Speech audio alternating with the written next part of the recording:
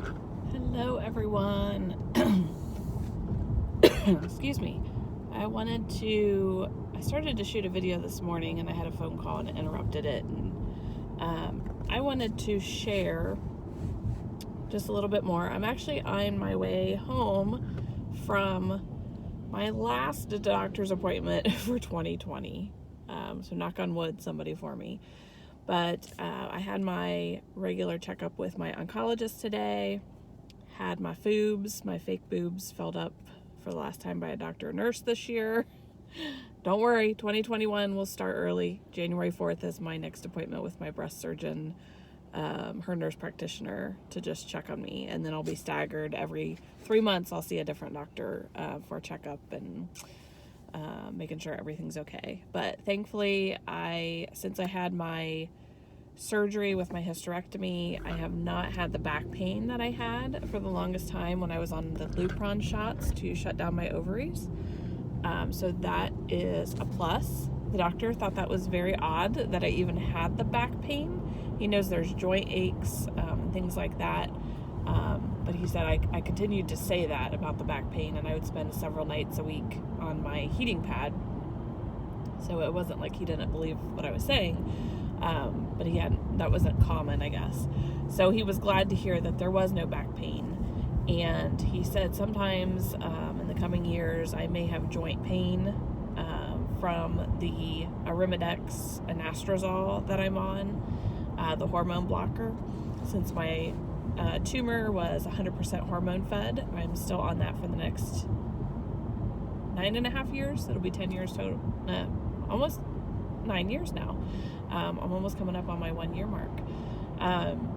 So I will be on that, and so the joint pain could start to creep in the next couple years. He said likely, since I have not had a lot of issues so far, that if it did come, it wouldn't be as harsh as it could be, and it has been for other people.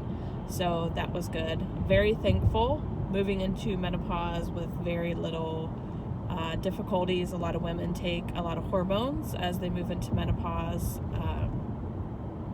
and have a lot of trouble with balancing out the hormones. I can't take any hormones, but thankfully with everything that I've gone through, I had told my husband in advance, I said, I apologize if I become a raging bitch. So I'm very, very thankful for everything. I do want to just touch on, there was a couple of people that have asked me lately how I stay so strong through all of this, and if there are things that maybe I'm dealing with that I haven't really said on my videos.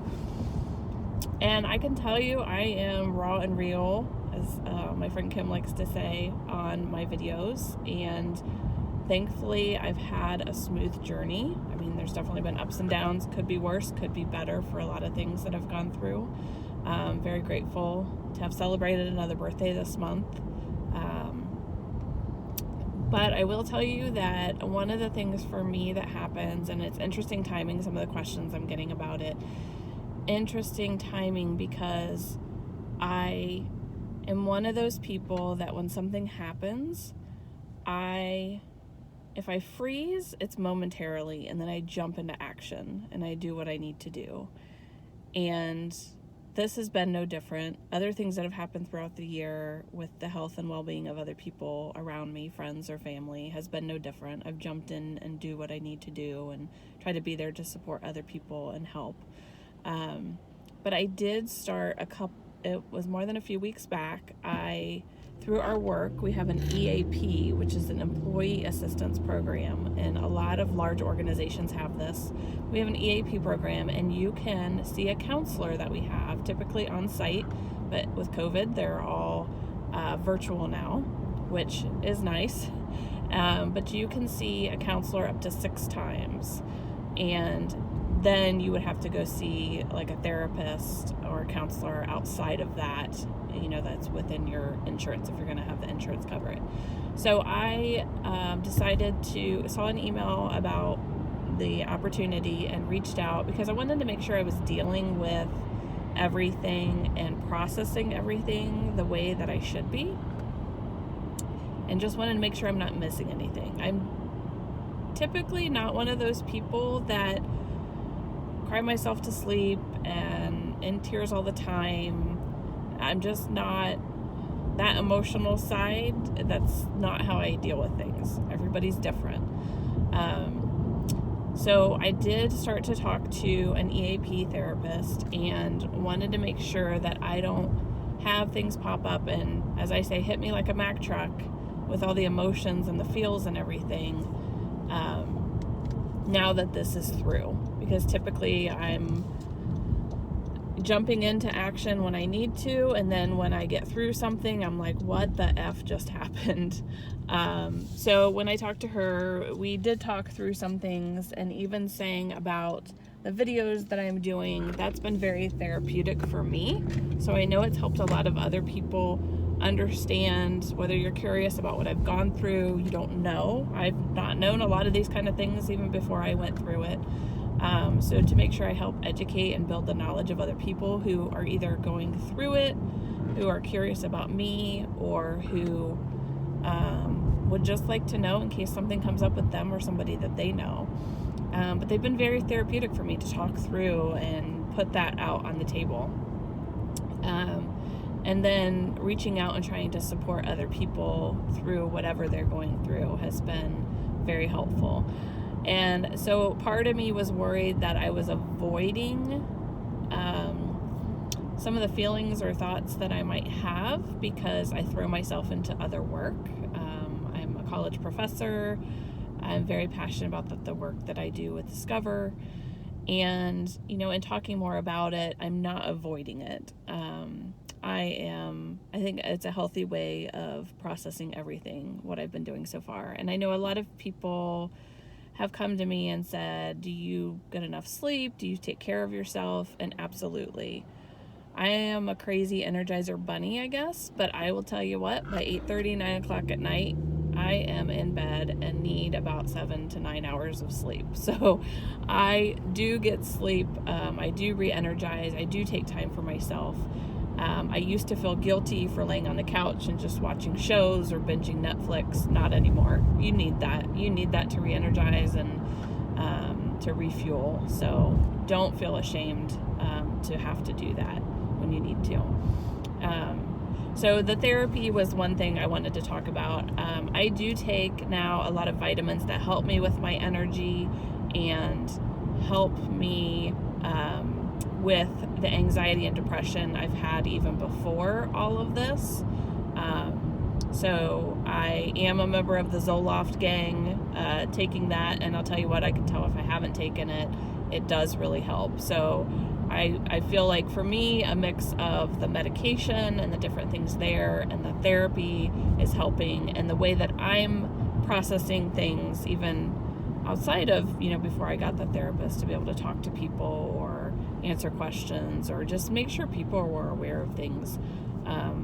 That has been a really healthy way. It's different for everybody. Not everybody's going to be comfortable doing that. I even wonder too, like if I had to go through the whole route with chemo and radiation, would that change how I've been doing this and talking to it? I would probably be a lot more emotional. I would think that you would see a lot more tears and frustration from having to go through those things. So not saying what I have been through has been easy at all. It hasn't. And I do, like, even on my website, I've shared pictures throughout the journey. And there's one picture that I especially liked and wanted to put up. And I am not looking good at all. I was in the hospital. It was after one of my surgeries. I think it was my mastectomy, I think it was. And I had the oxygen in my nose, and I just looked cranky as hell and had a crunkled up face. And I'm showing behind me, my husband's like eating the gelatin or jello or whatever it was, or the ice cream. I can't remember what it was. But it was just a funny picture because I haven't felt good throughout everything. I try to stay positive because I know the depths of depression and what that can, how that can feel and what that can lead you to. So I do my best to not go that route if at all possible. And if I start to feel like I'm going that route, so even with everything done and worried, if I start to process things and feel like things are starting to hit me, that's, being proactive and seeking out a therapist and talking to her. So we do have, in our program, we have 6 sessions. I think some companies, just from hearing from some of my students even talking about wellness, that some companies out there have even extended the number of visits that you can have with a counselor, which is awesome. The other thing is I talked to the counselor about long-term, about seeing somebody, and maybe I don't need to go see somebody every week. Even with her, it's been like every 3 to 4 weeks, and I've had 2 visits with her so far. But we've talked about how I can find a therapist through my insurance, and that's covered through all of that, so that I can continue, and whether it's once a month or once a quarter, whatever that looks like, to for myself assurance to know that I'm processing through all these things okay and dealing with it. Because I can tell you now, as a cancer survivor, there's 2 things that are on my mind every day. I'm not going to say they're top of mind, but they're in my thoughts several times a day. Typically, I try to minimize them where I can. But I think there's never going to be a day where I don't think about this. And the first is I had cancer. One of the reasons that I'm reminded of that, and maybe some others aren't, is that I get out of the shower every morning and I have the scars across my chest. I have the scars on my stomach from the different operations that I've had. Taking my medication every day, I take that hormone blocker. I'm reminded of it. So I don't think that that's a bad thing, because I have survived and I've gone through it and I've conquered it. But it's there. And I remember my very first appointment with my plastic surgeon. He told me there's never going to be a day where you forget that you had it. You're gonna remember that. And that's not a bad thing. It's not always a great thing, but it's not a bad thing either. The second thing is, and I've heard this from a lot of people who have gone through the cancer journey in general, is that there's always a thought or more, typically many, each day, that it could come back. And I'll tell you what, my mom had cancer when she was 29 going into 30, and I remember a lot of times she would always, like every time she got sick or would get a headache or not feel good, her fear was that it came back. And I'm like, why can't she get through that? I couldn't understand that just overall. And now that I've gone through the journey of cancer, I get it. Every time I go to hold my chest because something just aches for the moment, I think about it.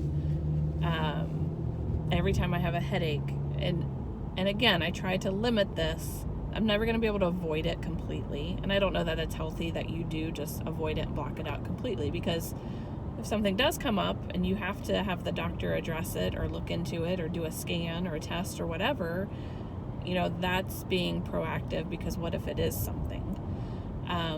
But that thought is there, and it scares the shit out of me. And so that is scary. But again, I can't let that overcome my life and my day and what I'm doing. I know that it's there. I need to make sure that I'm processing it in a healthy way, that I'm being proactive where I need to.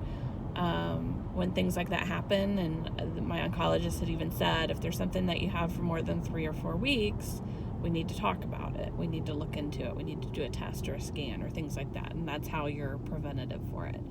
So there are those reminders that I've had cancer, that it could come back. But that doesn't mean I need to stop living my life. And I hope for all of those out there who have had cancer and are struggling through it and surviving through it, or those who are worried about it, it's there. It's the reminder's there, but you need to figure out what's a healthy way to process it and to go on. And by diving into those things that I'm passionate about, being able to help others, be taking care of myself and that self-awareness, and just doing that and allowing others to help me. I'll tell you, that's one big thing that I've learned this year. In the past, I've gone that I'm the independent woman. I could do this. I got this. I can still be an independent woman. I can still be strong, but I can let people help me. And my friends have taught me that quite a bit. So I thank you all for that. Gosh, I'm about ready to tear up, and I don't cry. I'm allowed to, I know, but so I just wanted to share some more of that. I get questions, and I don't want people to think that it's all happy-go-lucky and I'm hiding things. There are those thoughts that come up, and it's probably a good thing I'm wearing glasses now because I can feel my eyes. So I just wanted to make sure I share that with all of you. I want to be real about everything and open about it, and I feel like it can help a lot of people by being able to see that too. So, and I do want to let you know, I've gone through a certification for coaching to be able to help people from an emotional wellness perspective, and specifically in focusing on your thoughts. And I thank Kat Hoyer for that opportunity to go through that certification program. It was quite a few months long, and I'm very excited to be able to kind of take the next step in that journey and be able to help a lot of other people. So I'm working on a few things to help people with that, and so stay tuned, because I'm hoping by the end of the year I launch something, and it will start out being free for people to learn more about kind of how your brain processes things and how everything works with your thoughts, and how to work through that, not avoid them, but we basically call it steering around them. So I want to be able to help a lot of other people with that too, because I know this model has helped me to deal with a lot of things, whether it was related to my cancer journey or anything else that I was going through. So if I had a struggle at work, if I had something I was thinking of with friends or family that I was trying to process and get through, this model that I'll be using in my coaching has been really, really beneficial and significant in being able to keep me going and moving on. So stay tuned for that, and I'll share that on my website, and as I start to roll things out, share it through social media too. So thank you for listening. This was long, but just wanted to share and be open about it. And I hope you all have a great day and a great Thanksgiving and Christmas. I know this year is going to be very different, but please celebrate and reach out and support other people. Talk to you later. Bye.